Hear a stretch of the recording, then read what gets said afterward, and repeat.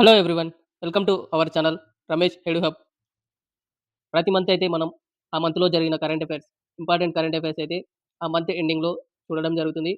So, అందులో భాగంగా ఈరోజు మనం డిసెంబర్ మంత్‌కి సంబంధించిన ఇంపార్టెంట్ కరెంట్ అఫైర్స్ అయితే ఈ వీడియోలో చూద్దాం. సో, ఈ కరెంట్ అఫైర్స్ అనేవి ఆర్ఆర్‌బీ గ్రూప్ డి, అదేవిధంగా ఎస్ఎస్‌సి జీడీ, అదేవిధంగా ఎన్టీపీసీకి సంబంధించి, అదేవిధంగా మిగతా కాంపిటేటివ్ ఎగ్జామ్‌కనేది అన్ని కాంపిటేటివ్ ఎగ్జామ్‌కనేవి ఈ కరెంట్ అఫైర్స్ అయితే ఉపయోగపడడం జరుగుతుంది. సో, వీడియో చూసేవాళ్ళు అందరూ ఈ వీడియోని లాస్ట్ వరకు చూడండి. అండ్ అదే విధంగా కొత్తగా చూసేవాళ్ళు మన ఛానెల్‌ని సబ్స్క్రైబ్ చేసుకోండి. అండ్ వీడియోని ఒకసారి లైక్ చేయండి. సో, మనం లేట్ చేయకుండా క్లాస్ అనేది స్టార్ట్ చేద్దాం. చూడండి. ఫస్ట్ క్వెషన్, శ్రీలంకకు తుపాను సాయం అందించడానికి భారతదేశం ప్రారంభించిన ఆపరేషన్ పేరు ఏమిటి? Option A operation Maitri, option B operation Rahat, option C operation Samudra Setu, option D operation Sagar బంధు.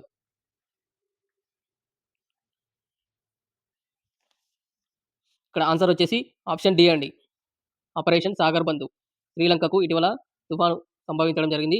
దానికి తుఫాను సహాయం అందించడానికి భారతదేశం నైట్ వుడ్ ఫస్ట్ విధానాన్ని అనుసరిస్తూ భారతదేశం అనేది ఆపరేషన్ సాగర్ బంధుని ప్రారంభించడం జరిగింది.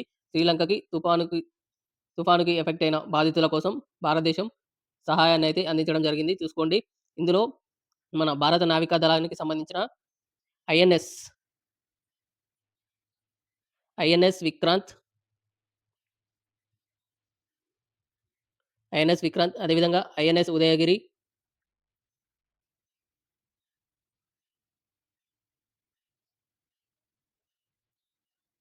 ఐఎన్ఎస్ ఉదయగిరి లాంటి మన భారత నావికా దళాలకు సంబంధించిన షిప్స్ అయితే ఈ ఆపరేషన్ సాగర్ బంద్‌లో పాల్గొనడం జరిగింది. చూసుకోండి అవి గూడా. చూడండి ఈ శ్రీలంకకు ఈ వచ్చిన తుఫాను పేరొచ్చేసి దిత్వా. ఇటీవల శ్రీలంకని దిత్వా తుఫాన్ అయితే బాగా ఎఫెక్ట్ చేయడం జరిగింది. చూసుకోండి.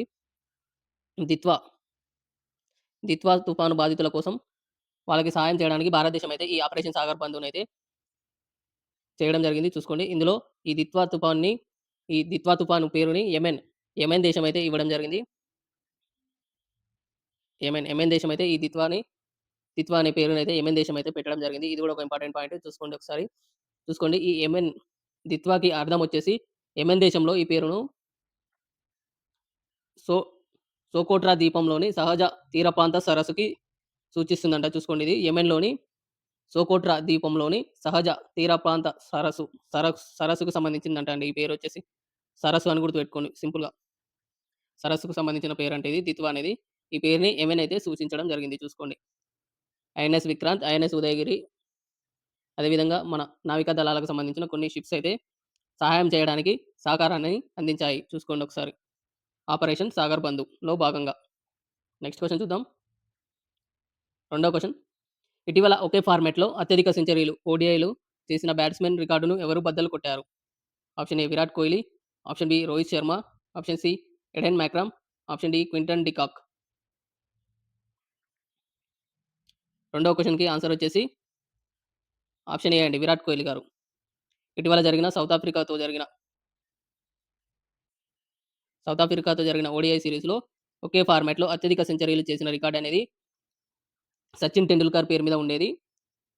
అయితే ఈ సౌత్ ఆఫ్రికాతో జరిగిన ఓడీఐ టెస్ట్ సీరీస్‌లో విరాట్ కోహ్లీ గారు సచిన్ టెండూల్కర్ రికార్డ్‌ని బద్దలు కొట్టి అత్యధిక ఒకే ఫార్మాట్‌లో అత్యధిక సెంచరీలు చేసిన బ్యాట్స్‌మన్‌గా రికార్డునైతే బద్దలు కొట్టడం జరిగింది చూసుకోండి.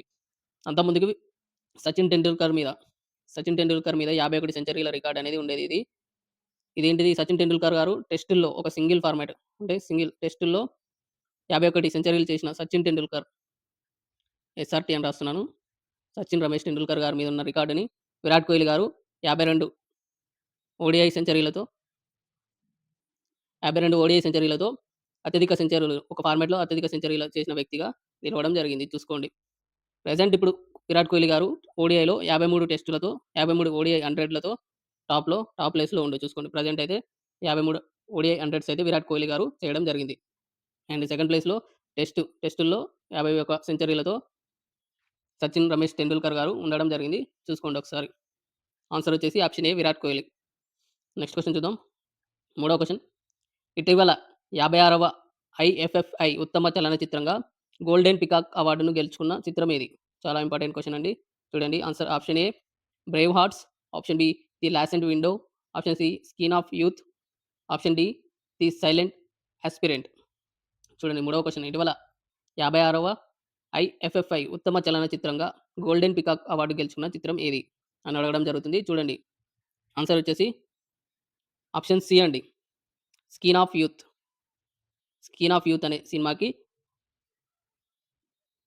56వ ఐఎఫ్ఎఫ్ఐ ఉత్తమ చలనచిత్ర గోల్డెన్ పీకాక్ అవార్డు. చూడండి గోల్డెన్ పీకాక్ అవార్డ్ అని గుర్తుపెట్టుకోండి. గోల్డెన్ పీకాక్ అవార్డ్ అనేది 'స్కీన్ ఆఫ్ యూత్'కి రావడం జరిగింది. చూసుకోండి దీన్ని ఎవరు డైరెక్ట్ చేశారంటే దీని డైరెక్టర్ వచ్చేసి 'యాష్లే'.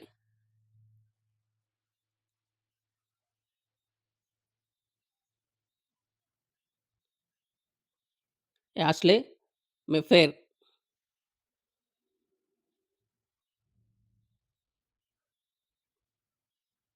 డైరెక్టర్ గారి పేరొచ్చేసి దీని డైరెక్టర్ పేరొచ్చేసి 'యాష్లే మెఫెయిర్' అనే వ్యక్తి దీని దర్శకత్వం వహించడం జరిగింది. చూసుకోండి. ఈ చిత్రం ఏంటిదంటే 1990లో జరిగిన సెగాన్‌లో ట్రాన్స్‌జెండర్ అయిన సెక్స్ వర్కర్ మరియు కేజ్ ఫైటర్ మధ్య జరిగిన మరియు ప్రేమ ప్రేమ గురించి ఈ మూవీ అయితే తీయడం జరిగింది. చూసుకోండి. ట్రాన్స్‌జెండర్ మరియు ట్రాన్స్‌జెండర్ అయిన సెక్స్ వర్కర్ మరియు కేజ్ ఫైటర్ మధ్య ప్రేమ మరియు గుర్తింపు కోసం వారి పోరాటం చుట్టూ తిరిగే ఈ కథని 'స్కీన్ ఆఫ్ యూత్‌గా' సినిమానైతే తీయడం జరిగింది. డైరెక్టర్ వచ్చేసి 'యాష్లే మెఫెయిర్' గారు. చూసుకోండి. గోల్డెన్ పీకాక్ అవార్డు 56వ ఐఎఫ్ఎఫ్ఐలో ఉత్తమ చలనచిత్రంగా గోల్డెన్ పీకాక్ అవార్డునైతే గెలుచుకోవడం జరిగింది. చూసుకోండి ఒకసారి. నెక్స్ట్ క్వెషన్ చూద్దాం. నాలుగో క్వెషన్. తొలి స్వదేశీ ఫైటర్ శిక్షణ విమానం 'హంస-3 ఎన్‌జీ' ఇటీవల ఎక్కడ ప్రారంభించబడింది? చూడండి నాలుగో క్వెషన్. తొలి స్వదేశీ ఫైటర్ శిక్షణ విమానం 'హంస-3 ఎన్‌జీని' ఇటీవల ఎక్కడ ప్రారంభించబడింది? Option A New Delhi, option B Nagpur, option C Hyderabad, option D Bengaluru. చూడండి ఇక్కడ నాలుగో క్వెషన్ ఆన్సర్ వచ్చేసి ఆప్షన్ డి బెంగుళూరు అండి. 'హంస-3' అని ఉంది తెలుగులో. ఇంగ్లీష్‌లో రాస్తున్నా చూడండి. హంస 'హంస-3 ఎన్‌జీ'. 'హంస-3 ఎన్‌జీ' అనే ఫైటర్ శిక్షణ విమానాన్ని ఇటీవల దీనిని బెంగుళూరులోని సిఎస్ఐఆర్‌లో నేషనల్ ఏరోస్పేస్ లాబొరేటరీస్ ప్రాంగణంలో దీన్ని ప్రారంభించడం జరిగింది. చూసుకోండి. బెంగుళూరులోని సిఎస్ఐఆర్ నేషనల్ ఏరోస్పేస్ లాబొరేటరీస్ ప్రాంగణంలో దీన్ని ప్రారంభించడం జరిగింది. దీన్ని కేంద్ర మంత్రి డాక్టర్ జితేంద్ర సింగ్ గారు ఆవిష్కరించడం జరిగింది. చూసుకోండి దీన్ని కేంద్ర మంత్రి జితేందర్ సింగ్.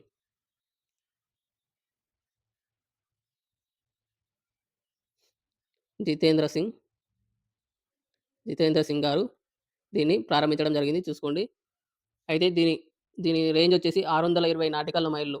అంటే సుమారు 1150 కిలోమీటర్ల పరిధిని మరియు అదేవిధంగా 7 గంటల పాటు ఎగిరే సామర్థ్యాన్ని ఇదైతే కలిగి ఉంది. చూసుకోండి ఒకసారి. 620 నాటికల్ మైళ్ళు అంటే 1150 కిలోమీటర్ల పరిధిని మరియు 7 గంటలు పాటు ఎగిరే సామర్థ్యాన్ని ఈ హంస-3 ఎన్‌జీ అనేది చూడండి తొలి స్వదేశీ ఫైటర్ శిక్షణ విమానం హంస-3 ఎన్‌జీగా గుర్తింపు పొందడం జరిగింది. చూసుకోండి. బెంగుళూరు. ఎక్కడ ప్రారంభించారంటే బెంగుళూరులో దీన్ని ప్రారంభించడం జరిగింది. నెక్స్ట్ క్వెషన్ చూద్దాం. ఐదవ క్వెషన్. డిసెంబర్ 1, 2025 నుండి అమల్లోకి వచ్చేలా రిజర్వ్ బ్యాంక్ ఆఫ్ ఇండియా కొత్త ఎగ్జిక్యూటివ్ డైరెక్టర్‌గా ఎవరు నియమితులయ్యారు? Option A Meera Krishnan, option B Usha Janakiraman, option C Kavita Subrahmanyam, option D Anjali Deshpande. ఇక్కడ ఐదవ క్వెషన్‌కి ఆన్సర్ వచ్చేసి ఆప్షన్ బి అండి.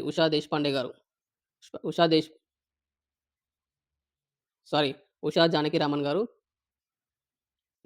డిసెంబర్ 1 నుండి 2025 నుండి అమల్లోకి వచ్చేలా రిజర్వ్ బ్యాంక్ ఆఫ్ ఇండియా కొత్త ఎగ్జిక్యూటివ్ డైరెక్టర్‌గా నియమితులవ్వడం జరిగింది. చూసుకోండి. సారీ అండి. ఉషా జానకిరామన్ గారు ఆర్‌బీఐకి రిజర్వ్ బ్యాంక్ ఆఫ్ ఇండియాకి కొత్త ఎగ్జిక్యూటివ్ డైరెక్టర్‌గా నియమితులవ్వడం జరిగింది. చూడండి ఈమె వచ్చేసి పర్యవేక్షణ విభాగానికి డిపార్ట్మెంట్ ఆఫ్ సూపర్విజన్‌కి అధిపతిగా వ్యవహరిస్తారు. అదేవిధంగా ప్రత్యేకంగా రిస్క్ అండ్ అసెస్మెంట్ అనలిటిక్స్ మరియు వర్నబిలిటీ అసెస్మెంట్ విధులపై ఈమె దృష్టి పెట్టడం జరుగుతుంది. చూసుకోండి. ముఖ్యంగా రిస్క్ అసెస్మెంట్, అనలిటిక్స్ మరియు వర్నలబిలిటీ అసెస్మెంట్ వంటి విధులపై ఈమె దృష్టి పెట్టడం జరుగుతుంది. చూసుకోండి. రిజర్వ్ బ్యాంక్ ఆఫ్ ఇండియా కొత్త ఎగ్జిక్యూటివ్ డైరెక్టర్‌గా ఉషా జానకిరామన్ గారు నియమితులవ్వడం జరిగింది. ఇటీవల చూసుకోండి ఒకసారి ఇంపార్టెంట్ ఆర్‌బీఐకి సంబంధించి. నెక్స్ట్ క్వెషన్ చూద్దాం. 6వ క్వెషన్.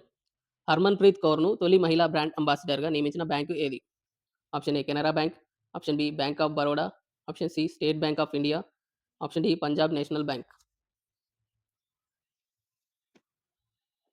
ఆన్సర్ వచ్చేసి option D Punjab National Bank అండి. హర్మన్‌ప్రీత్ కౌర్ గారు భారత మహిళా జట్టుకి కెప్టెన్‌గా ఉన్న హర్మన్‌ప్రీత్ కౌర్ గారిని తొలి మహిళా బ్రాండ్ అంబాసిడర్‌గా పంజాబ్ నేషనల్ బ్యాంక్ అనేది బ్రాండ్ అంబాసిడర్‌గా నియమించడం జరిగింది. చూసుకోండి భారతదేశానికి మనకు ఇటీవల ఓడిఐలో భారతదేశానికి వరల్డ్ కప్‌ని అందించిన కెప్టెన్‌గా హర్మన్‌ప్రీత్ కౌర్ గారు నిలవడం జరిగింది. చూసుకోండి అది కూడా ఒక ఇంపార్టెంట్ పాయింట్. పంజాబ్ నేషనల్ బ్యాంక్‌కి తొలి మహిళా బ్రాండ్ అంబాసిడర్‌గా హర్మన్‌ప్రీత్ కౌర్ గారు నియమితులవ్వడం జరిగింది. నెక్స్ట్ క్వెషన్ చూద్దాం. ఏడవ క్వెషన్. ఆస్ట్రేలియాలోని విక్టోరియా విశ్వవిద్యాలయం 2026 నాటికి తన మొదటి భారత క్యాంపస్‌ను ఏ నగరంలో ప్రారంభించాలని యోచిస్తుంది? Option A Pune, option B Gurugram, option C Bengaluru, option D Hyderabad. ఆస్ట్రేలియాలోని విక్టోరియా విశ్వవిద్యాలయం 2026 నాటికి తన మొదటి భారత క్యాంపస్‌ను భారతదేశంలోని గురుగ్రామ్‌లో ప్రారంభించాలని యోచిస్తుంది. చూసుకోండి ఆస్ట్రేలియాలోని విక్టోరియా విశ్వవిద్యాలయం. క్వెషన్ ఇట్లా కూడా అడగొచ్చు. గురుగ్రామ్‌లో ఏ దేశ విశ్వవిద్యాలయం తన క్యాంపస్‌ని స్టార్ట్ చేయబోతుందని కూడా అడగొచ్చు. చూడండి ఆస్ట్రేలియాలోని విక్టోరియా విశ్వవిద్యాలయం ఎక్కడ ప్రారంభిస్తుందంటే గురుగ్రామ్. చూడండి ఢిల్లీ ఎన్‌సీఆర్ ప్రాంతంలోని ప్రధాన నగరమైన గురుగ్రామ్‌లో ఈ విశ్వవిద్యాలయాన్ని ప్రారంభించాలని ఆస్ట్రేలియాలోని విక్టోరియా విశ్వవిద్యాలయం యోచించడం జరుగుతుంది. చూసుకోండి దీన్ని 2026 మధ్యలో దీన్ని ప్రారంభించి అందులో కార్యకలాపాలను నిర్వహించాలని ఈ ఆస్ట్రేలియా విక్టోరియా విశ్వవిద్యాలయం అయితే చూడడం జరుగుతుంది. చూసుకోండి ఒకసారి. గురుగ్రామ్ ఢిల్లీకి దగ్గరలో ప్రధాన నగరమైన గురుగ్రామ్‌లో దీన్ని ప్రారంభించడం జరుగుతుందంట. చూసుకోండి ఒకసారి. 2026లో దీన్ని ప్రారంభించడం జరుగుతుంది. నెక్స్ట్ క్వెషన్ చూద్దాం. 8వ question. Indian Golf Premier League IGPL టూర్‌లో మొదటి 3 సార్లు విజేతగా ఎవరు నిలిచారు? చూడండి option A Raghav Chugh, option B Shubhankar Sharma, option C Anirban Lahiri, option D Gaganjeet Bhullar. ఇక్కడ 8వ క్వెషన్‌కి ఆన్సర్ వచ్చేసి ఆప్షన్ డి అండి. Gaganjeet Bhullar garu. Indian Golf Premier League IGPL. మన ఐపీఎల్ ఎలాగో ఇది గోల్ఫ్‌లో ఇండియన్ గోల్ఫ్ ప్రీమియర్ లీగ్‌లో మొదటి 3 సార్లు ఇతనే గెలిచాడండి. చూసుకోండి. 3 సీజన్‌లు జరిగితే 3 సీజన్‌లో ఇతనే గగన్‌జీత్ బుల్లార్ గారు విన్ అవ్వడం జరిగింది. చూసుకోండి. చూడండి ఇవి డిసెంబర్‌లో జరిగాయండి last time. Third third win ఈ థర్డ్ టైమ్ టోర్నమెంట్ వచ్చేసి డిసెంబర్‌లో నిర్వహించడం జరిగింది ఈ టోర్నమెంట్‌ని. ఈ టోర్నమెంట్‌లో గగన్‌జీత్ బుల్లార్ గారు విన్ అవ్వడం జరిగింది. చూసుకోండి ఈ థర్డ్ టైమ్ పోటీలొచ్చేసి అహ్మదాబాద్‌లో నిర్వహించడం జరిగింది.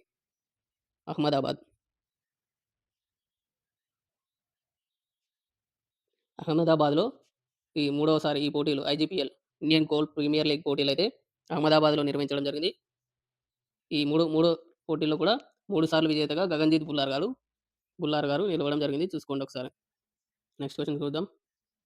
9వ క్వెషన్. ఇటీవల జరిగిన భారతదేశం, ఇండోనేషియా ఉమ్మడి ప్రత్యేక దళాల వ్యాయామం గరుడ శక్తి యొక్క ఏ ఎడిషన్ జరిగింది? ఆప్షన్ ఏ 10థ్, ఆప్షన్ బి 9థ్, ఆప్షన్ సి 8థ్, ఆప్షన్ డి 7థ్. చూడండి 9థ్ క్వెషన్. ఇటీవల జరిగిన భారతదేశం, ఇండోనేషియా ఉమ్మడి ప్రత్యేక దళాల వ్యాయామం గరుడ శక్తి. ఇలా కూడా అడగొచ్చు. గరుడ శక్తి వ్యాయామం ఏ 2 దేశాల మధ్యల జరుగుతుంది అని కూడా అడిగే అవకాశం ఉంటుంది. చూసుకోండి. భారతదేశం మరియు ఇండోనేషియా దేశం మధ్య గరుడ శక్తి అనేది ప్రత్యేక దళాల వ్యాయామం అనేది నిర్వహించడం జరుగుతుంది. ఈసారి వచ్చేసి ఇది 10థ్ ఎడిషన్ అండి. 10థ్ ఎడిషన్‌ని ఇటీవల నిర్వహించడం జరిగింది. దీన్ని December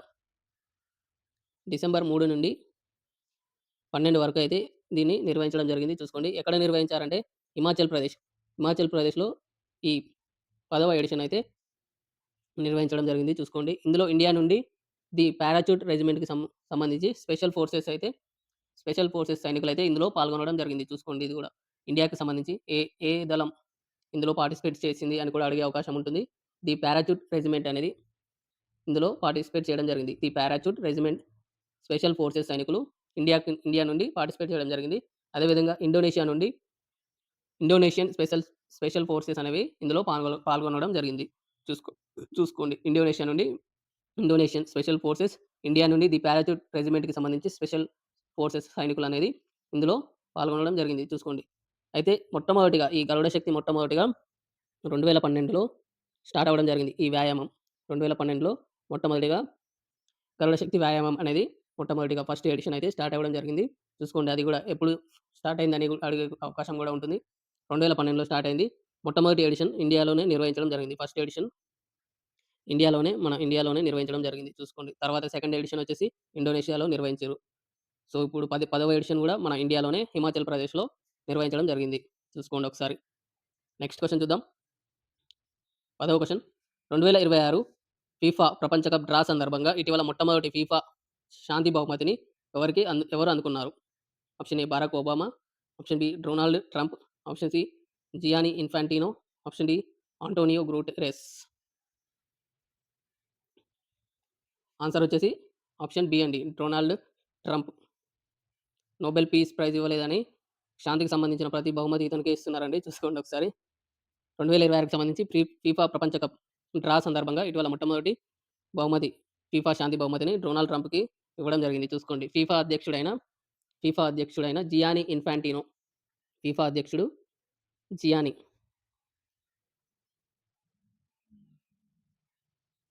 Giani Infantino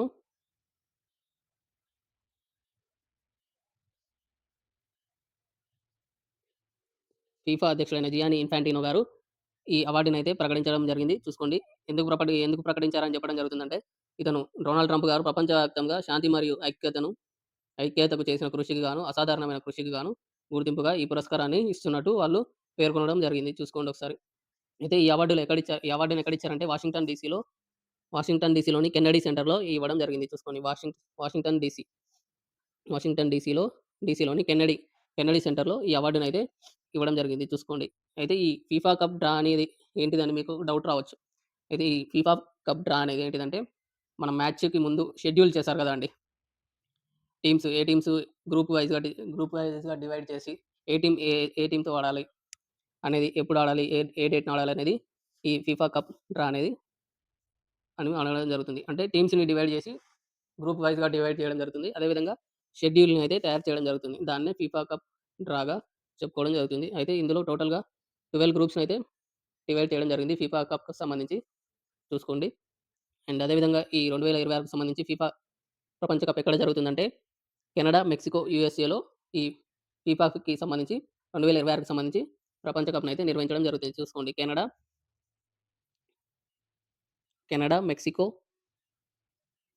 Canada, Mexico, యూఎస్ఏలో 2026కి సంబంధించి ఫీఫా వరల్డ్ కప్ అనేది నిర్వహించడం జరుగుతుంది. చూసుకోండి. ఇది గూడా ఇంపార్టెంటే. 2026కి సంబంధించి ఫీఫా ప్రపంచ కప్ మెన్స్ అండి. ఇది మెన్స్‌కి సంబంధించి ఎక్కడ నిర్వహించడం జరుగుతుందని అడిగే అవకాశం కూడా ఉంటుంది. కెనడా, మెక్సికో, యూఎస్ఏలో నిర్వహించడం జరుగుతుంది. 11వ క్వెషన్. క్రికెట్‌లోని అన్ని ఫార్మాట్‌లో 20,000 పరుగులు సాధించిన 4వ భారతీయ ఆటగాడిగా ఎవరు నిలిచారు? Option A Rohit Sharma, option B Virat Kohli, option C Ravindra Jadeja, option D Suryakumar Yadav. చూడండి. క్రికెట్‌లోని అన్ని ఫార్మాట్‌లో 20,000 పరుగులు సాధించిన నాలుగవ భారత ఆటగాడిగా ఎవరు నిలిచారంటే రోహిత్ శర్మ గారు నిలవడం జరిగింది. చూసుకోండి. ఇటీవల సౌత్ ఆఫ్రికాతో జరిగిన ఓడీఐ సీరీస్‌లో భాగంగా ఈ మైలురాయినైతే చేరుకోవడం జరిగింది. చూసుకోండి.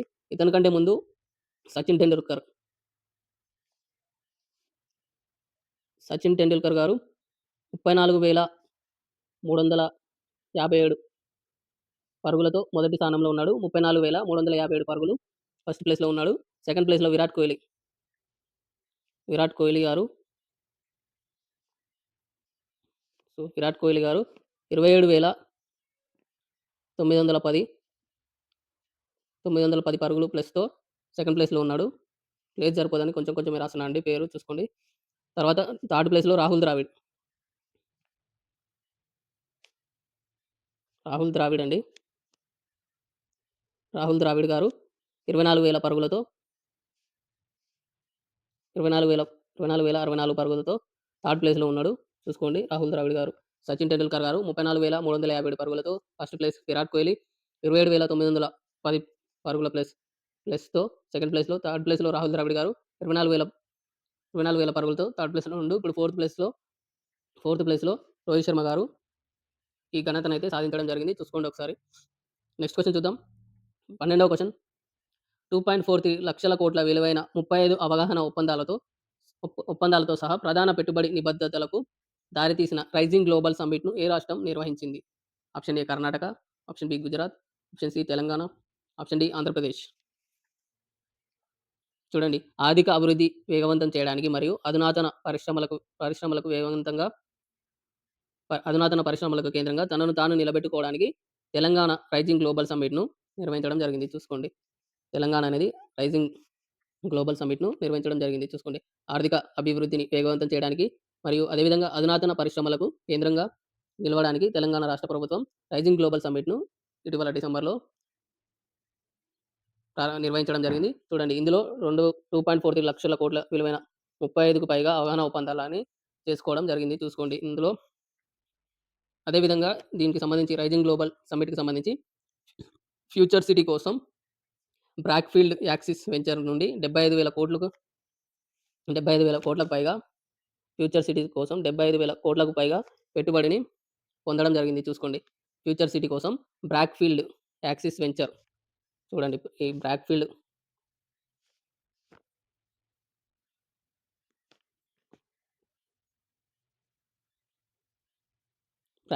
యాక్సిస్ వెంచర్ అంట ఇది. యాక్సిస్ వెంచర్ నుండి 75,000 కోట్లకు పైగా పెట్టుబడిని తెలంగాణ రాష్ట్ర ప్రభుత్వం అయితే పొందింది. రైజింగ్ గ్లోబల్ సమ్మిట్‌లో భాగంగా. అండ్ అదేవిధంగా తెలంగాణ రాష్ట్ర ప్రభుత్వం 2047 నాటికి తెలంగాణ తెలంగాణ 3 ట్రిలియన్ ఆర్థిక వ్యవస్థను సాధించాలని లక్ష్యంగా పెట్టుకోవడం జరిగింది. చూసుకోండి. ఈ రైజింగ్ గ్లోబల్ సమ్మిట్‌లో తెలంగాణ ప్రభుత్వం 3 ట్రిలియన్ ఆర్థిక వ్యవస్థను సాధించాలని లక్ష్యంగా పెట్టుకోవడం జరిగింది. ఇలా కూడా అడిగే అవకాశం ఉంటుంది క్వెషన్‌ని. తెలంగాణ రైజింగ్ గ్లోబల్ సమ్మిట్‌లో తెలంగాణ ప్రభుత్వం 2047 నాటికి ఎన్ని ట్రిలియన్‌ల ఆర్థిక వ్యవస్థను సాధించాలని లక్ష్యంగా పెట్టుకుంది అని అడిగే అవకాశం కూడా ఉంటుంది. సో, ఆన్సర్ వచ్చేసి 3 ట్రిలియన్‌ల ఆర్థిక వ్యవస్థని సాధించాలని లక్ష్యంగా పెట్టుకుంది. చూసుకోండి. రైజింగ్ గ్లోబల్ సమ్మిట్ అనేది తెలంగాణలో ఇటీవల డిసెంబర్‌లో నిర్వహించడం జరిగింది. నెక్స్ట్ క్వెషన్ చూద్దాం. 13వ క్వెషన్. ఐక్యరాజ్య సమితి పర్యావరణ కార్యక్రమం UNEP champions of the Earth 2025 అవార్డును క్లైమేట్ లీడర్‌షిప్, ఇన్స్పిరేషన్ మరియు యాక్షన్ కేటగిరీలో ఎవరు గెలుచుకున్నారు? Option A Supriya Sahu, option B Mohini Singh, option C Varsha Deshpande, option D Mariam Issoufou. Champions of the Earth award చూడండి. ఐక్యరాజ్య సమితి పర్యావరణ కార్యక్రమమైన UNEP champion of the Earth అవార్డును 2025కి సంబంధించి గాను సుప్రియా సాహు గారు గెలుచుకోవడం జరిగింది. చూసుకోండి. ఈమె వచ్చేసి తమిళనాడులోని పర్యావరణ, వాతావరణ మార్పుల మరియు అటవీ శాఖ అదనపు ముఖ్య కార్యదర్శిగా ఈమైతే పనిచేయడం జరుగుతుంది. సుప్రియా సాహు గారు. చూడండి. ఈమెకి స్ఫూర్తి మరియు యాక్షన్ విభాగంలో ఈ అవార్డునైతే గెలుచుకోవడం జరిగింది. చూసుకోండి. స్ఫూర్తి మరియు యాక్షన్ విభాగంలో ఈ అవార్డుని గెలుచుకోవడం జరిగింది. అయితే ఈమె ఏం చేసిందంటే కూల్ రూఫ్ ప్రాజెక్ట్ అండి. కూల్ రూఫ్ ప్రాజెక్ట్ మరియు గ్రీన్ తమిళనాడు మిషన్ వంటి ఆమె కార్యక్రమాల ద్వారా దాదాపు 12 మిలియన్ల మందికి వాతావరణ స్థితిస్థాపకతకు మెరుగుపరచడం జరిగింది. చూడండి ఈమె కూల్ రూఫ్ ప్రాజెక్ట్ అండి.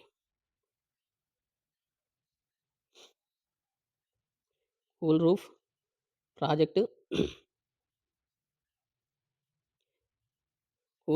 అండి గ్రీన్ తమిళనాడు మిషన్ల వంటి కార్యక్రమాల ద్వారా ఈమె దాదాపు 12 మిలియన్ల మందికి పైగా వాతావరణ స్థితిస్థాపకతకు ఈమె అయితే కృషి చేయడం జరిగింది. అందుకు గాను ఈమెకి స్ఫూర్తి మరియు యాక్షన్ విభాగంలో ఈ అవార్డునైతే ఇవ్వడం జరిగింది. చూసుకోండి. తమిళనాడుకి చెందిన అటవీ శాఖ అదనపు కార్యదర్శి అయిన వాతావరణ మార్పులు మరియు అటవీ శాఖకు అదనపు కార్యదర్శి అయిన సుప్రియా సాహు గారు 2025కి సంబంధించి UNEP champion of the earth అవార్డుని గెలుచుకోవడం జరిగింది. చూసుకోండి. ఇన్స్పిరేషన్ మరియు యాక్షన్ కేటగిరీలో. నెక్స్ట్ క్వెషన్ చూద్దాం. 14వ question. The bank of the Year awards 2025 Asia Pacific భారతదేశంలోని ఉత్తమ బ్యాంకుగా ఏ బ్యాంకు గుర్తింపు పొందింది? Option A SBI, option B HDFC, option C ICICI, option D Bank of Baroda. చూడండి. The bankers bank of the year award. The bankers bank of the year award 2025కి సంబంధించి Asia Pacific భారతదేశంలోని ఉత్తమ బ్యాంకుగా ఏ బ్యాంకు గుర్తింపు పొందిందంటే ఆన్సర్ వచ్చేసి option D Bank of Baroda అండి. చూడండి. బ్యాంక్ ఆఫ్ బరోడాకి the bank of the year అవార్డుని 2025 అవార్డుని అందుకోవడం జరిగింది. దీనిని ఫైనాన్షియల్ టైమ్స్ ప్రచురణ అయిన ది బ్యాంకర్ మ్యాగజైన్ అనేది ఈ అవార్డునైతే అందించడం జరుగుతుంది. The banker magazine.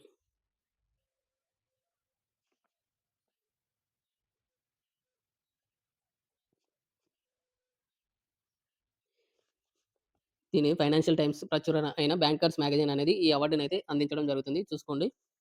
Bank of the hour అవార్డ్‌ని బ్యాంక్ ఆఫ్ బరోడా గెలుచుకోవడం జరిగింది. చూసుకోండి. దీని హెడ్ క్వార్టర్స్ ఎక్కడుంది? Bank of Baroda BOB. Bank of Baroda headquarters ఎక్కడుందంటే గుజరాత్‌లోని వడోదరలో దీని హెడ్ క్వార్టర్స్ అయితే ఉంది. చూసుకోండి. అది కూడా ఒక ఇంపార్టెంట్. అండ్ అదే విధంగా చైర్మన్‌గా ఎవరున్నారంటే హస్ముఖ్ ఆధియా. హస్ముఖ్ ఆధియా గారు చైర్మన్‌గా ఉన్నారు దీనికి. బ్యాంక్ ఆఫ్ బరోడా చైర్మన్‌గా హస్ముఖ్ ఆధియా.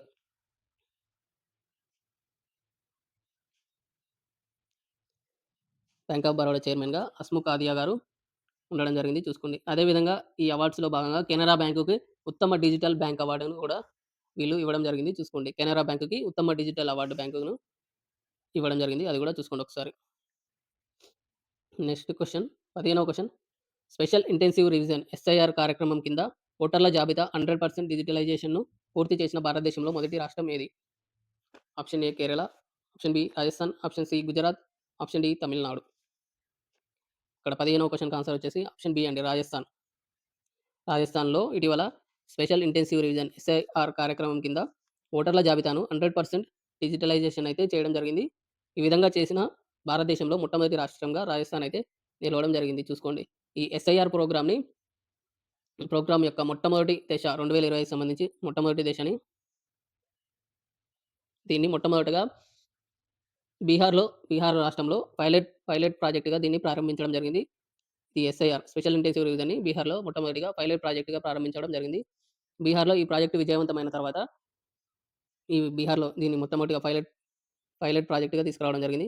బీహార్‌లో ఈ ప్రాజెక్ట్ ద్వారా 68 లక్షలకు పైగా పేర్లను ఓటర్ల జాబితా నుంచి తొలగించడం జరిగింది. అది కూడా గుర్తుపెట్టుకోండి. ఈ ఎస్ఐఆర్ కార్యక్రమం కింద బీహార్‌లో 68 లక్షల ఓట్లనైతే తీసేయడం జరిగింది. ఫేక్ ఓట్లు గాని, చనిపోయిన వాళ్ళ ఓట్లు గాని చూసుకోండి. దాని తర్వాత రాజస్థాన్‌లో ఈ స్పెషల్ ఇంటెన్సివ్ రివిజన్ కింద తీసుకురావడం జరిగింది. 100% డిజిటలైజేషన్ పూర్తి చేసిన భారతదేశంలో మొదటి రాష్ట్రంగా రాజస్థాన్ అయితే నిలవడం జరిగింది. చూసుకోండి ఒకసారి.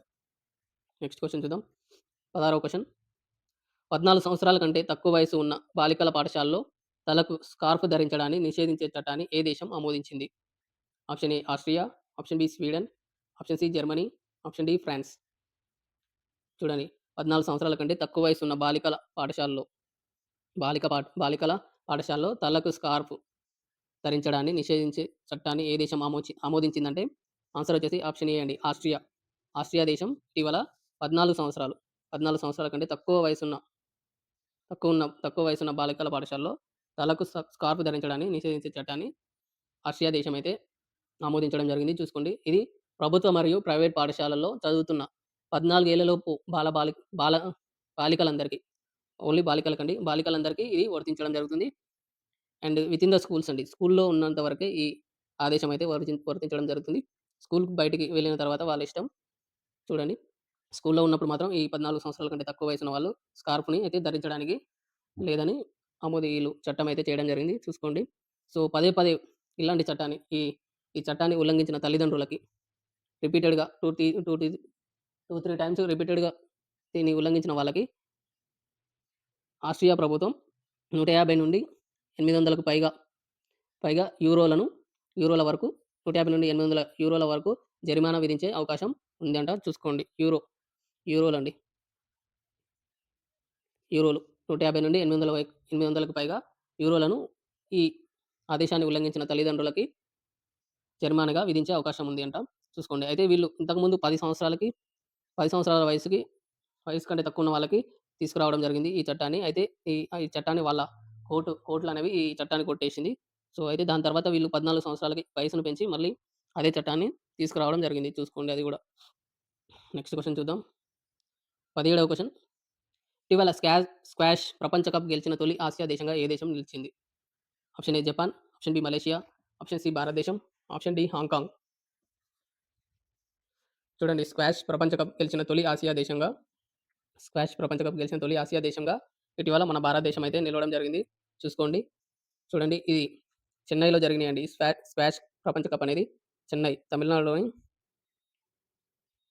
చెన్నైలో నిర్వహించడం జరిగింది. ఈ స్క్వాష్ ప్రపంచ కప్‌ని. సో, ఇందులో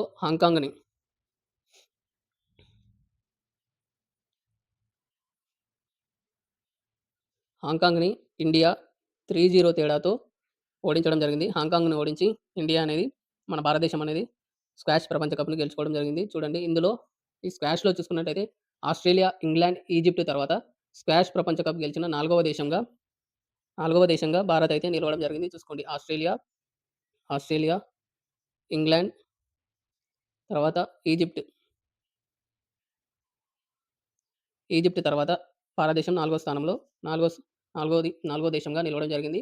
అదేవిధంగా చూసుకున్నట్టయితే ఆసియాలోనే మొట్టమొదటి దేశంగా భారతదేశం అయితే స్క్వాష్‌కి సంబంధించిన ప్రపంచ కప్‌ని గెలుచుకోవడం జరిగింది. చూసుకోండి ఒకసారి. చాలా చాలా ఇంపార్టెంట్ క్వెషన్. స్క్వాష్ ప్రపంచ కప్‌ని భారతదేశం హాంకాంగ్‌పై 3-0 తేడాతో గెలుచుకోవడం జరిగింది. చూడండి. సో, నెక్స్ట్ క్వెషన్ చూద్దాం. 18వ క్వెషన్. ఇటీవల ప్రెస్ క్లబ్ ఆఫ్ ఇండియాకు మొదటి మహిళా అధ్యక్షురాలిగా ఎవరు ఎన్నికయ్యారు? Option A Rashmi Sharma, option B Nalini Singh, option C Arundhati Roy, option D Sangeeta Barooah. చూడండి 18వ క్వెషన్. ఇటీవల ప్రెస్ క్లబ్ ఆఫ్ ఇండియా మొదటి మహిళా అధ్యక్షురాలిగా ఎవరు ఎన్నికయ్యారంటే ఆన్సర్ వచ్చేసి ఆప్షన్ డి సంగీత బారూఫ్ గారు ఇటీవల ప్రెస్ క్లబ్ ఆఫ్ ఇండియాకి మొట్టమొదటి మహిళా అధ్యక్షురాలిగా ఎన్నికవ్వడం జరిగింది. చూసుకోండి. 68 ఏళ్ల 68 ఏళ్ల PCI press club of India చరిత్రలో మొట్టమొదటి మహిళా అధ్యక్షురాలిగా సంగీత బారూఫ్ గారు చరిత్ర సృష్టించడం జరిగింది ఎన్నికయ్యి. చూడండి ఈమె ఈమెకి గాను ఓవరాల్‌గా 1019 ఓట్లనేది ఈమెకి రావడం జరిగింది. ఈ 1019 ఓట్లతో ఈమె ఘన విజయం సాధించడం జరిగింది. అదేవిధంగా ఈమె నేతృత్వంలోని ఈమె ప్యానెల్‌లో 21 మంది సభ్యులు పోటీ చేస్తే 21కి 21 గాను క్లీన్ స్వీప్ చేసి ఈమె అయితే గెలుచుకోవడం జరిగింది చూసుకోండి. అండ్ అదేవిధంగా ఈమె వచ్చేసి the wry the wire 'the wire' అనే పత్రికలో నేషనల్ అఫైర్స్ ఎడిటర్‌గా పనిచేయడం జరుగుతుంది చూసుకోండి. ఈమె 'ది వైర్' అనే పత్రికలో నేషనల్ అఫైర్స్ ఎడిటర్‌గా ఈమె అయితే సంగీత బారూఫ్ గారు పనిచేయడం జరుగుతుంది చూసుకోండి. అది కూడా ఒక ఇంపార్టెంట్ పాయింట్. నెక్స్ట్ వన్ చూద్దాం. 19వ క్వెషన్. ఇటీవల భారతదేశపు మొట్టమొదటి వన్యప్రాణుల సురక్షిత రహదారిని national highway authority of India NHAI ఎక్కడ ప్రారంభించింది? Option A Rajasthan, option B Chhattisgarh, option C Madhya Pradesh, option D Uttarakhand.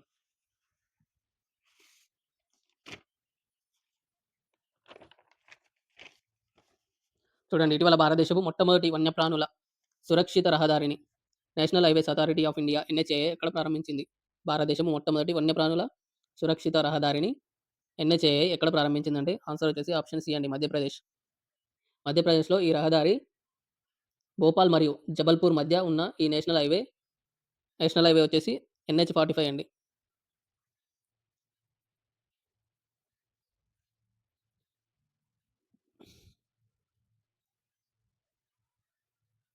NH-45 ఈ రహదారి మధ్యప్రదేశ్‌లోని భోపాల్ మరియు జబల్పూర్ మధ్య ఉన్న NH-45 హైవేలో ఈ ఇదైతే ఉంది చూసుకోండి. దీని లెంత్ వచ్చేసి 12 కిలోమీటర్స్ అయితే ఉంది దీనిది.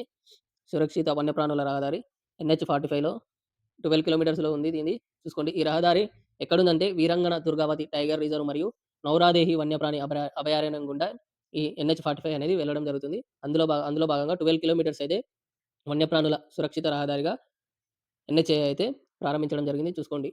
వీరంగన దుర్గావతి టైగర్ రిజర్వ్ మరియు నౌరాదేహి వన్యప్రాణి అభయారణ్యం గుండా ఈ రహదారి అయితే వెళ్ళడం జరుగుతుంది. ఇందులో వాహనాల వేగాన్ని తగ్గించడానికి రహదారిపై టేబుల్ టాప్ రెడ్ మార్కింగ్స్ అనేవి ఏర్పాటు చేయడం జరిగింది. చూడండి. వాహనాల స్పీడ్‌ని తగ్గించడానికి table top table top red markings అనేవి ఏర్పాటు చేయడం జరిగింది. దీని ద్వారా వెహికల్స్ స్పీడ్ అనేది ఆటోమేటిక్‌గా తగ్గిపోవడం జరుగుతుంది. అదేవిధంగా ఈ వన్యప్రాణుల మూవ్‌మెంట్ రోడ్డుకి అవతలకి, ఇవతలకి దాటడానికి బ్రిడ్జెస్ కూడా మధ్య మధ్యలో నిర్మించడం జరిగింది. చూసుకోండి ఒకసారి. ఎక్కడంటే మధ్యప్రదేశ్‌లో NH-45 హైవే నంబర్ కూడా అడిగే అవకాశం ఉంటుంది. NH-45లో ఉంటుంది ఈ హైవే. మధ్యప్రదేశ్‌లోని భోపాల్ మరియు జబల్పూర్ మధ్య ఉన్న ఈ NH-45లో లెంత్ 12 కిలోమీటర్స్ లెంత్‌లో వన్యప్రాణుల సురక్షిత రహదారిని NHAI authority of India, National highway authority of India అనేది ఇటీవల ప్రారంభించడం జరిగింది చూసుకోండి. Next question. 20వ క్వెషన్. 98వ అకాడమీ అవార్డులో ఉత్తమ అంతర్జాతీయ ఫీచర్ ఫిల్మ్ విభాగానికి ఇటీవల ఏ భారతీయ చిత్రం షార్ట్ లిస్ట్ చేయబడింది? Option A 'homebound', option B 12థ్ fail, option C 'Dhurandhar', option D 'Delhi crime'. చూడండి 98వ అకాడమీ అవార్డులు. 98వ అకాడమీ అవార్డులన్నా, ఆస్కార్ అవార్డులన్నా ఒకటే అండి. చూడండి 98వ అకాడమీ అవార్డులు ఉత్తమ అంతర్జాతీయ ఫ్యూచర్ ఫిల్మ్ విభాగంలో ఇటీవల భారతదేశం నుండి షార్ట్ లిస్ట్ చేయబడిన చిత్రం ఏదంటే 'హోమ్ బౌండ్' అండి. ఆస్కార్‌కి మన 2026కి సంబంధించి జరగనున్న 98వ అకాడమీ అవార్డులు అంటే ఆస్కార్ అవార్డుల కోసం భారత ప్రభుత్వం తరపున అధికారికంగా 'హోమ్ బౌండ్' మూవీ అయితే ఎంపిక అవ్వడం జరిగింది. చూసుకోండి. అయితే ఇలా గూడా అడిగే అవకాశం ఉంది ఈ క్వెషన్‌ని. 'హోమ్ బౌండ్' చిత్రం ఆస్కార్‌కి నామినేట్ అయింది. అయితే ఇది ఏ విభాగంలో నామినేట్ అయిందని అడిగే అవకాశం కూడా ఉంటుంది. అయితే దీన్ని ఫ్యూచర్ ఫిల్మ్ విభాగంలో దీన్ని నామినేట్ చేయడం జరిగింది. చూసుకోండి దాన్ని గూడా ఒకసారి. అయితే దీని డైరెక్టర్ ఎవరంటే నీరజ్ గైవాన్. నీరజ్ గైవాన్ గారు దీనికి డైరెక్టర్‌గా ఉన్నారు. చూసుకోండి. నీరజ్ గైవాన్. నీరజ్ గైవాన్ గారు దీనికి డైరెక్ట్ చేయడం జరిగింది. డైరెక్టర్‌గా ఉండడం జరిగింది. అదేవిధంగా నిర్మాతగా కరణ్ జోహార్‌కి చెందిన ధర్మ ప్రొడక్షన్స్. బాలీవుడ్‌కి సంబంధించి కరణ్ జోహార్‌కి చెందిన ధర్మ ప్రొడక్షన్స్ అనేది దీనికి నిర్మాతగా వ్యవహరించడం జరిగింది. అదేవిధంగా నటీనటులు చూసుకున్నట్టయితే చూడండి ఇషాన్ కట్టర్ ఒకలు, ఇషాన్ కట్టర్, విశాల్ జత్వా, విశాల్ జత్వా గారు నటులు, ఇద్దరు నటులు. అండ్ అదేవిధంగా వీరితో పాటు జాన్వీ కపూర్ గారు కూడా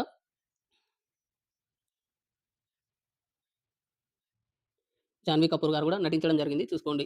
అయితే ఈ 'హోమ్ బౌండ్' చిత్రం ఏంటిదంటే ఇద్దరు స్నేహితులు ఈళ్ళు ఇషాన్ కట్టర్ గారు, విశాల్ జైత్వా గారు ఇద్దరు స్నేహితులు ఐపీఎస్, ఐపీఎస్‌ని ఎలా క్రాక్ చేశారు? ఐపీఎస్‌ని ఎలా క్రాక్ చేశారనే స్టోరీతో ఈ 'హోమ్ బౌండ్' చిత్రం అయితే నడవడం జరుగుతుంది. చూసుకోండి. ఎవరీ యాస్పిరెంట్ ఐపీఎస్ యాస్పిరెంట్‌కి సంబంధించిన మూవీ.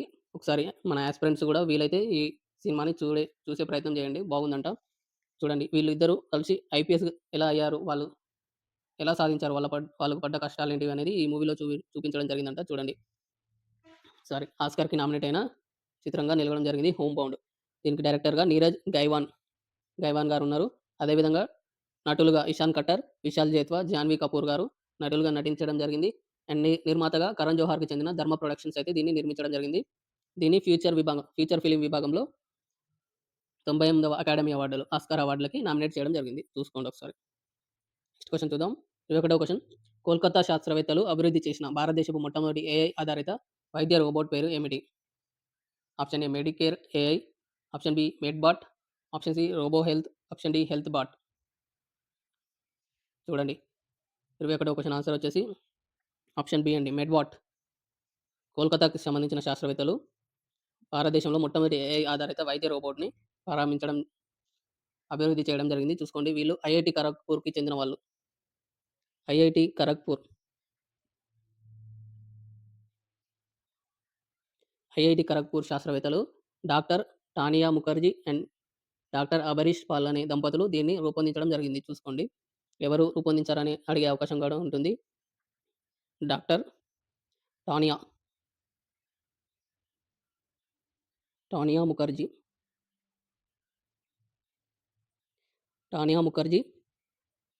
అండ్ డాక్టర్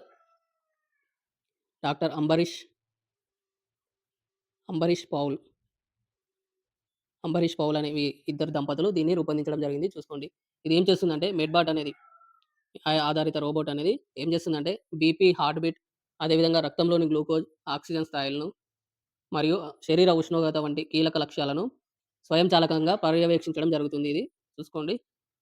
అయితే చూడండి ఇది రోగ లక్ష్యాలు తీవ్రం కావడానికి ముందే దీర్ఘకాలిక వ్యాధులను అంచనా వేయడం దీని ప్రధాన ప్రత్యేకతగా చెప్పుకోవడం జరుగుతుంది. చూసుకోండి. దీన్ని ఆసుపత్రుల్లోని సిబ్బందిపై పని భారాన్ని తగ్గించడానికి మరియు రోగులకు నిరంతర పర్యవేక్షణ అందించడానికి దీన్ని తయారు చేయడం జరిగింది. చూసుకోండి ఒకసారి. ఎవరు తయారు చేశారంటే కోల్‌కతా శాస్త్రవేత్తలైన టానియా ముఖర్జీ, అంబరీష్ పౌల్ గారు దీన్ని తయారు చేయడం జరిగింది. దీని పేరొచ్చేసి మెడ్‌బాట్. రెండవ క్వెషన్.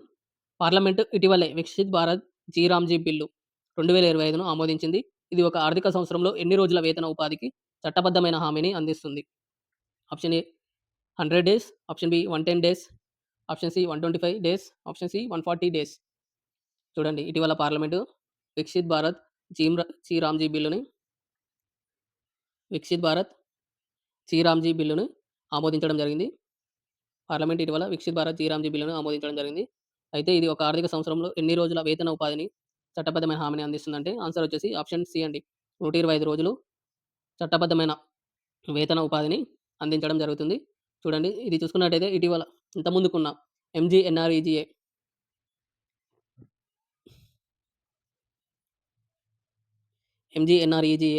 2025 నాటి 2025 నాటి మహాత్మా గాంధీ జాతీయ గ్రామీణ ఉపాధి హామీ చట్టం స్థానంలో దీన్నయితే తీసుకురావడం జరిగింది. చూసుకోండి.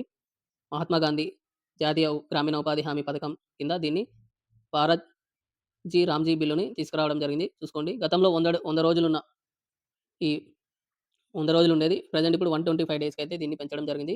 చూడండి. P PB PBG RAM G bill ఇది. చూసుకోండి. దీని ఫుల్ ఫార్మ్ గూడా చూద్దాం. PBG RAM G bill. అంటే దీన్ని వికసిత్ భారత్ వికసిత్ భారత్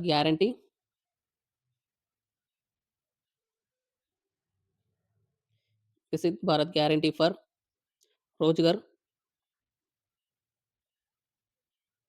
రోజ్‌గర్ అండ్ ఆజీవికా మిషన్.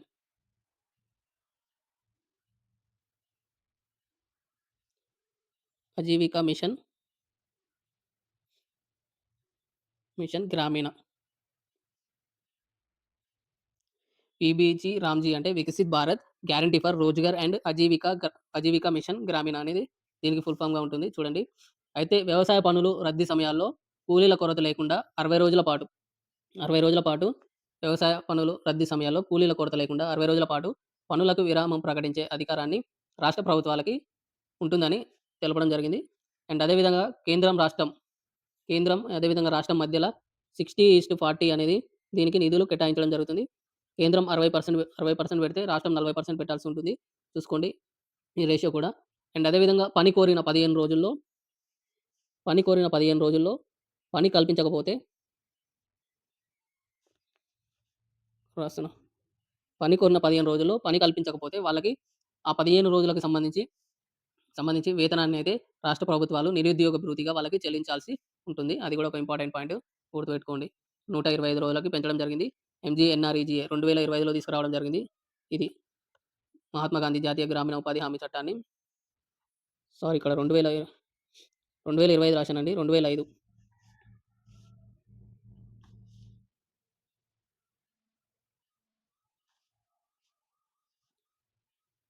2005లో తీసుకురావడం జరిగింది దీన్ని. 2005లో మహాత్మా గాంధీ జాతీయ గ్రామీణ ఉపాధి పథకాన్ని తీసుకురావడం జరిగింది. దాని ప్లేస్‌లో ఇప్పుడు PBG Ramji Viksit Bharat guarantee for Rozgar and Aajeevika మిషన్‌ని తీసుకురావడం జరిగింది. చూసుకోండి. ఎంజీఎన్ఆర్‌ఈజీఏని 2005లో దీన్ని తీసుకురావడం జరిగింది. చూసుకోండి ఒకసారి. నెక్స్ట్ క్వెషన్ చూద్దాం. 23వ క్వెషన్. భారతదేశంలో మొట్టమొదటి అటవీ విశ్వవిద్యాలయం ఉత్తరప్రదేశ్‌లోని ఏ నగరంలో అధికారికంగా ప్రకటించబడింది? Option A Lucknow, option B Kanpur, option C Varanasi, option D Gorakhpur. చూడండి భారతదేశంలో మొట్టమొదటి అటవీ విశ్వవిద్యాలయాన్ని ఉత్తరప్రదేశ్‌లోని ఏ నగరంలో అధికారికంగా ప్రకటించబడిందంటే ఆన్సర్ వచ్చేసి ఆప్షన్ డి అండి. గోరఖ్పూర్‌లో ప్రకటించడం జరిగింది. చూడండి దీన్ని ఉత్తరప్రదేశ్‌లోని జటాయు సంరక్షణ మరియు ప్రజనన కేంద్రం సమీపంలో సుమారు 125 ఎకరాలండి దీన్ని. 125 ఎకరాల్లో దీన్ని నిర్మించనున్నారు. విస్తీర్ణంలో 125 ఎకరాల్లో విస్తీర్ణంలో దీన్ని నిర్మించనున్నారు. ఇది ఎక్కడంటే జటాయు సంరక్షణ మరియు ప్రజనన కేంద్రం. గోరఖ్పూర్‌లోని జటాయు సంరక్షణ మరియు ప్రజనన కేంద్రంలో 125 ఎకరాల్లో దీన్ని నిర్మించనున్నారు. ఈ ప్రాజెక్టు కోసం ఉత్తరప్రదేశ్ ప్రభుత్వం 500 కోట్లకు పైగా పెట్టుబడినైతే కేటాయించడం జరిగింది. చూసుకోండి ఒకసారి. నెక్స్ట్ క్వెషన్ చూద్దాం. 24వ క్వెషన్. నిమ్మకాయ ఆకారపు ఎక్సోప్లానెట్ పిఎస్ఆర్ J23222650bను ఇటీవల ఏ టెలిస్కోప్ కనుగొంది? నిమ్మకాయ ఆకారపు ఎక్సోప్లానెట్ పిఎస్ఆర్ J23222650bను ఇటీవల ఏ టెలిస్కోప్ కనుగొంది అని అడగడం జరుగుతుంది. ఆన్సర్ వచ్చేసి దీనికి ఆప్షన్ బి అండి. జేమ్స్ వెబ్ టెలిస్కోప్ అనేది ఇటీవల ఈ నిమ్మకాయ ఆకారంలో ఉందంట అది. ఎక్సోప్లానెట్‌ని దానికి పిఎస్ఆర్ J23222650b అని నామకరణం చేయడం జరిగింది. దీన్ని నాసాకి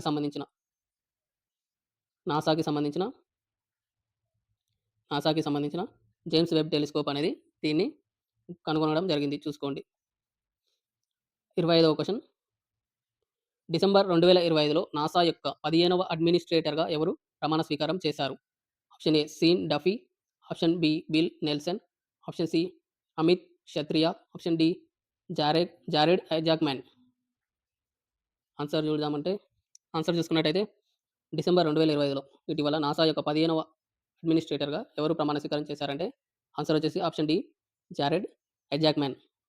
చూడండి ఇతను డిసెంబర్ 18న డిసెంబర్ 18న 15వ నాసా అడ్మినిస్ట్రేటర్ 15వ నంబర్ కూడా గుర్తుపెట్టుకోండి. 15వ నాసా అడ్మినిస్ట్రేటర్‌గా బిలియనీర్ మరియు ప్రైవేట్ వ్యోమగామి. ఇతనొచ్చేసి బిలియనీర్ అదేవిధంగా ప్రైవేట్ వ్యోమగామి అయిన జారెడ్ ఐజాక్‌మ్యాన్ గారు ప్రమాణ స్వీకారం చేయడం జరిగింది. చూడండి ఇతను ఎవరి ప్లేస్‌లో వచ్చారంటే సీన్ డఫీ, సీన్ డఫీ ప్లేస్‌లో జారెడ్ ఐజాక్‌మ్యాన్ గారు 15వ అడ్మినిస్ట్రేటర్‌గా నియమితులవ్వడం జరిగింది. చూసుకోండి ఇతన్ని డొనాల్డ్ ట్రంప్ గారు నామినేట్ చేయడం జరిగింది. చూసుకోండి డొనాల్డ్ ట్రంప్ నామినేట్ చేయడం ద్వారా ఇతను ఈ పదవిలోకి రావడం జరిగింది. అదేవిధంగా యూఎస్ సెనేట్ అనేది యూఎస్ సెనేట్ యూఎస్ సెనేట్ అంటే మన పార్లమెంట్ లాగా వీళ్ళది యూఎస్ సెనేట్ అనేది 67-30 ఓట్ల తేడాతో ఇతన్ని నియామకాన్ని ధృవీకరించడం జరిగింది. చూసుకోండి. యూఎస్ సెనేట్ 67-30 ఓట్ల తేడాతో జారెడ్ ఐజాక్‌మ్యాన్‌ని నియామకాన్ని ధృవీకరించడం జరిగింది. చూసుకోండి. నెక్స్ట్ క్వెషన్ చూద్దాం. 26వ క్వెషన్. రాబోయే 3 సంవత్సరాలకు అంచనాలను కవర్ చేసే రోలింగ్ బడ్జెట్‌ను అమలు చేసిన భారతదేశంలో మొదటి రాష్ట్రం ఏది? Option A Rajasthan, option B Maharashtra, option C Madhya Pradesh, option D Chhattisgarh. చూడండి రాబోయే 3 సంవత్సరాలకి అంచనాలను కవర్ చేసే రోలింగ్ బడ్జెట్‌ను అమలు చేసిన భారతదేశంలో మొదటి రాష్ట్రంగా ఏ రాష్ట్రం నిలిచిందంటే ఆన్సర్ వచ్చేసి ఆప్షన్ సి అండి మధ్యప్రదేశ్. మధ్యప్రదేశ్ రాష్ట్రం దీనిని రాబోయే 3 ఏళ్లకు 2026, 27 నుండి 2028, 29 వరకు అంచనాలను కవర్ చేసే విధంగా ఈ రోలింగ్ బడ్జెట్‌నయితే రూపొందించడం జరిగింది. చూసుకోండి. దీన్ని 2026, 27 నుండి అధికారిక సంవత్సరం నుండి ప్రారంభించడం జరుగుతుంది. చూసుకోండి ఒకసారి ఇది. దీన్ని మధ్యప్రదేశ్ డిప్యూటీ సీఎం అయిన డిప్యూటీ సీఎం అయిన డిప్యూటీ సీఎం మరియు అదేవిధంగా ఆర్థిక మంత్రి అయిన జగదీష్ దేవడా గారు దీన్ని చారిత్రాత్మక నిర్ణయాన్ని ప్రకటించడం జరిగింది. డిప్యూటీ సీఎం అయిన జగదీష్ జగదీష్ దేవడా. మధ్యప్రదేశ్ డిప్యూటీ సీఎం మరియు ఆర్థిక మంత్రి అయిన జగదీష్ దేవడా గారు ఈ ప్రకటన అయితే చేయడం జరిగింది. చూసుకోండి ఒకసారి. మధ్యప్రదేశ్ రాష్ట్రం 2026, 27 నుండి 2028, 29కి రోలింగ్ బడ్జెట్‌నయితే అమలు చేయాలని మొట్టమొదటి రాష్ట్రంగా మధ్యప్రదేశ్ అయితే నిలవడం జరిగింది. చూసుకోండి ఒకసారి. 27వ క్వెషన్. సముద్ర పర్యావరణ పరిరక్షణను బలోపేతం చేయడానికి భారత తీర ప్రాంత రక్షణ దళం స్వదేశీ పరిజ్ఞానంతో నిర్మించిన మొట్టమొదటి కాలుష్య నియంత్రణ నౌక పేరు ఏమిటి? ఆప్షన్ ఏ సముద్ర శక్తి, ఆప్షన్ బి సముద్ర ప్రతాప్, ఆప్షన్ సి సముద్ర ప్రహారీ, ఆప్షన్ డి సముద్ర రక్షక్. చూడండి ఇక్కడ ఆన్సర్ వచ్చేసి ఆప్షన్ బి అండి సముద్ర ప్రతాప్. సముద్ర పర్యావరణ పరిరక్షణ బలోపేతం చేయడానికి భారతీయ తీర ప్రాంత రక్షణ దళం స్వదేశీ పరిజ్ఞానంతో నిర్మించిన మొట్టమొదటి కాలుష్య నియంత్రణ నౌక పేరు వచ్చేసి సముద్ర ప్రతాప్ అండి. చూడండి ఈ నౌకని ఎవరు నిర్మించారంటే Goa shipyard limited. Goa shipyard limited అనేది ఈ నౌకని రూపొందించడం జరిగింది. చూసుకోండి దీన్ని డిసెంబర్ 23న గోవాలో అధికారికంగా దళంలోకి ప్రవేశపెట్టడం జరిగింది. చూడండి దీని లెంత్ వచ్చేసి 114.5 మీటర్స్ అయితే దీని లెంత్ ఉంటుంది. చూసుకోండి. అండ్ అదేవిధంగా ఇది వచ్చేసి సముద్రంలో చమురు లీకేజీలను గుర్తించి సృ స్ర చమురు లీకేజీలను గుర్తించి శుద్ధి చేసే అధునాతన సాంకేతికను కలిగి ఉంది. చూసుకోండి. దీన్ని ఆత్మనిర్భర్‌లో భాగంగా 60%కు పైగా స్వదేశీ భాగాలను ఇందులో తయారీకి ఉపయోగించడం జరిగింది. ఆత్మనిర్భర్‌లో భాగంగా 60%కి పైగా స్వదేశీ పరికరాలని దీంట్లో తయారీకి ఉపయోగించడం జరిగింది.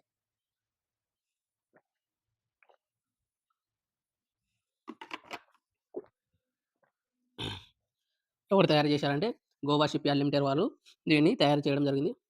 చూసుకోండి ఒకసారి. నెక్స్ట్ క్వెషన్ చూద్దాం. 28వ క్వెషన్. రాష్ట్రపతి ద్రౌపది ముర్ము ఇటీవల భారత రాజ్యాంగాన్ని ఏ భాషలో విడుదల చేశారు? Option A Santali, option B Bengali, option C Marathi, option D Odisha. ఇక్కడ ఆన్సర్ చూసుకున్నట్టయితే రాష్ట్రపతి ద్రౌపది ముర్ము గారు ఇటీవల భారత రాజ్యాంగాన్ని ఏ భాషలో విడుదల చేశారంటే సంతాలి భాషలో విడుదల చేయడం జరిగింది. చూసుకోండి దీన్ని డిసెంబర్ 25న రాష్ట్రపతి ద్రౌపది ముర్ము గారు రిలీజ్ చేయడం జరిగింది. చూడండి ఈ రాజ్యాంగం వచ్చేసి సంతాలి భాష యొక్క సంతాలి భాష యొక్క ఓల్‌చికి,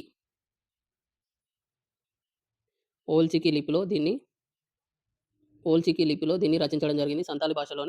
సంతాలి భాషని ఓల్‌చికి లిపిలో ఈ రాజ్యాంగాన్ని రూపొందించడం జరిగింది. చూసుకోండి. ఇది ఎందుకు ఇప్పుడు రిలీజ్ చేశారంటే సంతాలి భాష యొక్క శత జయంతి సందర్భంగా దీన్నైతే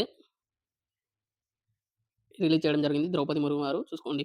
సంతాలి భాషను 2023లో 2000 సారీ సంతాలి భాషను 2003లో 2003లో 92వ రాజ్యాంగ సవరణ ద్వారా 8వ షెడ్యూల్‌లో చేర్చడం జరిగింది. చూసుకోండి. అది కూడా ఒక ఇంపార్టెంట్ పాయింట్. సంతాలి భాషను 2003లో 92వ రాజ్యాంగ సవరణ ద్వారా భారతదేశంలోని భారత రాజ్యాంగంలోని 8వ షెడ్యూల్‌లో చేర్చడం జరిగింది. చూడండి. ఈ సంతాలి భాషను ముఖ్యంగా జార్ఖండ్, ఒడిస్సా, వెస్ట్ బెంగాల్, బీహార్ రాష్ట్రాల్లోని గిరిజనులు మాట్లాడే పురాతన భాషలో ఇది ఒకటిగా చెప్పుకోవడం జరుగుతుంది. చూసుకోండి. ఓల్‌చికి లిపి అండి. సంతాలి భాషలోని ఓల్‌చికి లిపిలో ఈ రాజ్యాంగాన్నయితే రచించడం జరిగింది. గుర్తుపెట్టుకోండి. ఏ లిపిలో రాశారంటే ఓల్‌చికి లిపిలో రాయడం జరిగింది. నెక్స్ట్ క్వెషన్‌కెళ్దాం. 29వ క్వెషన్. ఫిబ్రవరి 2026లో ప్రారంభమయ్యే ఖేలో ఇండియా గిరిజన క్రీడల మొదటి ఎడిషన్‌ను ఏ రాష్ట్రం నిర్వహిస్తుంది? Option A Odisha, option B Jharkhand, option C Chhattisgarh, option D Madhya Pradesh. ఫిబ్రవరి 2020లో ప్రారంభమయ్యే ఖేలో ఇండియా గిరిజన క్రీడల మొదటి ఎడిషన్‌ను ఏ రాష్ట్రం నిర్వహిస్తుందంటే ఆన్సర్ వచ్చేసి ఆప్షన్ సి ఛత్తీస్‌గఢ్ అండి. ఛత్తీస్‌గఢ్ రాష్ట్రం నిర్వహించనుంది. ఈ క్రీడలు ఫిబ్రవరిలో ప్రారంభం కానున్నాయి చూసుకోండి. దీనికి అధికారికంగా మస్కట్‌ని మోర్వీర్. దీని మస్కట్ వచ్చేసి మోర్వీర్‌గా దీన్ని ఛత్తీస్‌గఢ్ ముఖ్యమంత్రి విష్ణుదేవ్ సాయ్ గారు దీన్ని ఆవిష్కరించడం జరిగింది. దీని మస్కట్‌ని విష్ణుదేవ్ ఛత్తీస్‌గఢ్ ముఖ్యమంత్రి విష్ణుదేవ్ సాయ్ గారు ఆవిష్కరించడం జరిగింది. అయితే ఇందులో మోర్ అంటే అర్థం వచ్చేసి నా, నా లేదా మా స్వంత. ఛత్తీస్‌గఢ్ ఛత్తీస్‌గఢీ భాషలో మోర్ అంటే నా లేదా మా స్వంత అని అర్థం వస్తుందంట. చూసుకోండి. ఛత్తీస్‌గఢ్ భాషలో మోర్ అంటే నా లేదా మా స్వంత అని రావడం జరుగుతుందంట. అండ్ అదే విధంగా వీర్ అంటే ధైర్యవంతుడు అని అర్థం రావడం జరుగుతుందంట. చూసుకోండి. ధైర్యవంతుడు.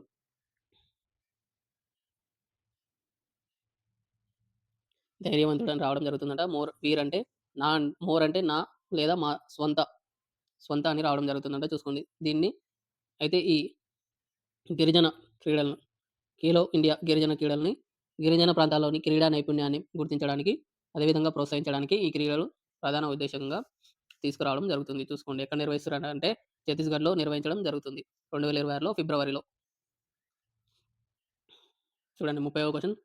ప్రపంచంలోనే పురాతనమైన హిందుస్థానీ శాస్త్రీయ సంగీత ఉత్సవంగా పరిగణించబడే 150వ హరివల్లభ సంగీత సమ్మేళనం ఎక్కడ జరిగింది? Option A Jalandhar, option B Amritsar, option C Patiala, option D Ludhiana. చూడండి ఇక్కడ ఆన్సర్ వచ్చేసి ఆప్షన్ ఏ అండి జలంధర్. ప్రపంచంలోనే పురాతనమైన హిందుస్థానీ శాస్త్రీయ సంగీత ఉత్సవంగా పరిగణించబడే 150వ హరివల్లభ సంగీత సమ్మేళనం ఎక్కడ జరిగిందంటే పంజాబ్‌లోని జలంధర్‌లో జరిగింది. పంజాబ్‌లోని జలంధర్‌లో నిర్వహించడం జరిగింది. దీన్ని చూసుకోండి. దీనికి కేంద్ర సాంస్కృతిక మంత్రిత్వ శాఖ ఆధ్వర్యంలోని north zone cultural centre and అదేవిధంగా పంజాబ్ ప్రభుత్వం సహకారంతో శ్రీ బాబా హరివల్లభ సంగీత మహాసభ దీన్ని నిర్వహించడం జరిగింది. కేంద్ర సాంస్కృతిక మంత్రిత్వ శాఖ ఆధ్వర్యంలో అదేవిధంగా పంజాబ్ ప్రభుత్వం సహకారంతో హరివల్లభ సంగీత మహాసభ అనేది దీన్ని నిర్వహించడం జరిగింది. చూసుకోండి ఒకసారి. పంజాబ్‌లోని జలంధర్‌లో నిర్వహించడం జరిగింది. 150వ హరివల్లభ సంగీత సమ్మేళనం. ప్రపంచంలోనే పురాతనమైన హిందుస్థానీ శాస్త్రీయ సంగీతంగా పరిగణించబడుతుంది ఇది. నెక్స్ట్ క్వెషన్ చూద్దాం. 31వ question. National super computing mission కింద బీహార్‌లో మొట్టమొదటి పరంవృద్ధ సూపర్ కంప్యూటర్‌ను ప్రారంభించిన సంస్థ ఏది? చూడండి. నేషనల్ సూపర్ కంప్యూటింగ్ మిషన్ కింద బీహార్‌లో మొట్టమొదటి పరంవృద్ధ సూపర్ కంప్యూటర్‌ను ప్రారంభించిన సంస్థ ఏది? Option A IIT Delhi, option B IIT Mumbai, option C IIT Patna, option D NIT Patna. ఇక్కడ ఆన్సర్ వచ్చేసి ఆప్షన్ సి ఐఐటీ పాట్నా అండి. నేషనల్ సూపర్ కంప్యూటింగ్ మిషన్ కింద బీహార్‌లో చూడండి. బీహార్‌లో అండి ఇది. ఇండియాలో కాదు. బీహార్‌లో మొట్టమొదటి పరంరుద్ర సూపర్ కంప్యూటర్‌ను ప్రారంభించిన సంస్థ ఏదంటే ఐఐటీ పాట్నా అని చెప్పడం జరుగుతుంది. చూడండి. బీహార్‌లో ఫస్ట్ టైమ్ దీన్ని ప్రారంభించడం జరిగింది. చూడండి. ఇది వచ్చేసి 838 టెరాఫ్లాప్స్ వేగంతో పనిచేయడం జరుగుతుంది. 838 టెరాఫ్లాప్స్ వేగంతో ఇది పనిచేయడం జరుగుతుంది. చూసుకున్నట్టయితే ఓవరాల్‌గా ఇండియా నుండి మొట్టమొదటి సూపర్ కంప్యూటర్ ఏంటిదంటే పరమ్ 8000 అండి. ఇది గూడా ఇంపార్టెంట్ పాయింట్. మొట్టమొదటి సూపర్ కంప్యూటర్ ఏది అని అడిగే అవకాశం ఉంటది. పరమ్ 8000 అనేది భారతదేశానికి సంబంధించి మొట్టమొదటి సూపర్ కంప్యూటర్ అండి. చూడండి దీనిని ఎలక్ట్రానిక్ అయితే ఇప్పుడు బీహార్‌లో ప్రకటించిన దాన్ని పరమ్ రుద్ర సూపర్ కంప్యూటర్‌ను ఎవరు ప్రారంభించారంటే ఎలక్ట్రానిక్ మరియు ఇన్ఫర్మేషన్ టెక్నాలజీ మంత్రిత్వ శాఖ అదనపు కార్యదర్శి అయిన అమితీష్ కుమార్ అమితీష్ కుమార్ గారు దీన్ని ప్రారంభించడం జరిగింది. ఐఐటీ పాట్నాలో ఎలక్ట్రానిక్స్ మరియు ఇన్ఫర్మేషన్ టెక్నాలజీ మంత్రిత్వ శాఖ అదనపు కార్యదర్శి అయిన అమితీష్ అమితీష్ కుమార్ గారు దీన్ని ప్రారంభించడం జరిగింది. ఐఐటీ పాట్నాలో చూసుకోండి. ఓవరాల్‌గా భారతదేశంలో ఇప్పుడు మన దగ్గర 30కి ప్లస్ పైగా సూపర్ కంప్యూటర్‌లయితే ఉండడం జరిగింది. చూసుకోండి అవి ఒకసారి. ఆన్సర్ వచ్చేసి ఐఐటీ పాట్నా. సో, ఇవి ఫ్రెండ్స్ డిసెంబర్ మంత్‌లో వచ్చిన టాప్ ఇంపార్టెంట్ 30 ప్లస్ క్వెషన్స్ అనేవి తీసుకురావడం జరిగింది. సో, దీంతో మనం 2025కి సంబంధించి ఓవరాల్‌గా ప్రతి మంత్‌కి సంబంధించి కరెంట్ అఫైర్స్ అయితే కంప్లీట్ చేసుకోవడం జరిగింది. సో, నెక్స్ట్ ఇయర్ గూడా జనవరి కరెంట్ అఫైర్స్ అనేవి జనవరి ఎండింగ్‌లో కానీ, ఫిబ్రవరి ఫస్ట్ స్టార్టింగ్‌లో గాని చెప్పడం జరుగుతుంది. సో, ఇప్పటివరకు జనవరి నుండి 2025కి సంబంధించి జనవరి నుండి డిసెంబర్ వరకు మనమైతే కరెంట్ అఫైర్స్ అయితే చేయడం జరిగింది. అండ్ అదే విధంగా డైలీ కరెంట్ అఫైర్స్ చేయడం జరుగుతుంది. చూసుకోండి. ఈ జనవరి నుండి డిసెంబర్ వరకు ప్లే లిస్ట్ తయారు చేయడం జరిగింది. ఎవరైనా ఇప్పుడు ప్రెజెంట్ ఎగ్జామ్‌లు రాయబోయే వాళ్ళు లాస్ట్ 6 మంత్ గాని, 1 ఇయర్ కరెంట్ అఫైర్స్ చదవాలనుకునే వాళ్ళు ఒకసారి వెళ్లి ఆ వీడియోస్‌ని చూడండి. Thank you for watching. So, ఇదండి. Thank you for watching. మన కంటెంట్ నచ్చితే ఒకసారి లైక్ చేయండి. అదే విధంగా కొత్తగా చూసేవాళ్ళు మన ఛానెల్‌ని సబ్స్క్రైబ్ చేసుకోండి. Thank you so much. All the best.